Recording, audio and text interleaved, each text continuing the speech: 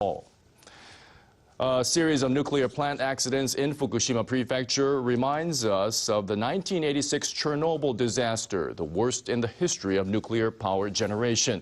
Experts say the leaks at the Fukushima Daiichi nuclear power plant are far smaller than those at Chernobyl. Atsushi Takeda is an expert on safety issues at nuclear power plants. He was involved in an international project to stop the proliferation of radioactive materials after the accident at Chernobyl. He designed a stone coffin, a huge architectural object that could cover an entire nuclear reactor. He said this kind of system is not necessary for the troubled power plant in Fukushima. Takeda, who is with the Nuclear Safety Research Association, says the problems at the Fukushima No. 1 power station will not develop into a critical situation that requires such a stone coffin. He said that in the accident at Chernobyl, nuclear fission inside the reactor not only did not stop, but accelerated. He said it was like stepping on the accelerator instead of the brakes.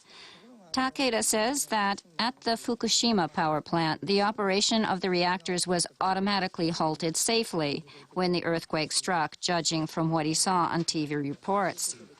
He says the system is designed to stop reactors when an earthquake is detected, and that the system is installed at all nuclear power plants. Takeda says the troubles at the Fukushima plant began when the cooling systems failed. He says various chemical reactions occurred because of the retained heat.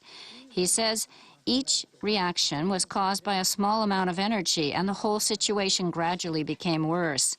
The size of the accident is clearly different from the size at Chernobyl.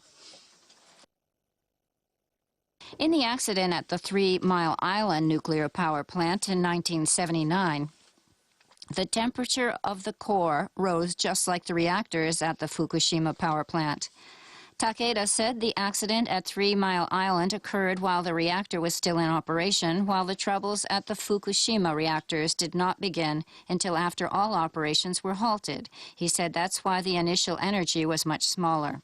However, Takeda pointed out that the situation following the initial trouble seems to be worse than what happened at 3 Mile Island.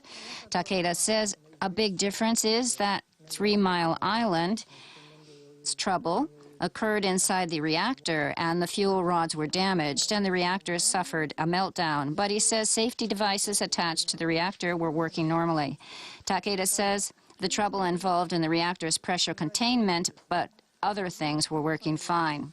Takeda says that at the Fukushima No. 1 power plant, electrical systems near the reactors became submerged by the onrushing water, causing them to lose almost all of their functions. He says that's why they cannot manipulate the control systems, motors, or valves. He says these systems did not work the way they were supposed to.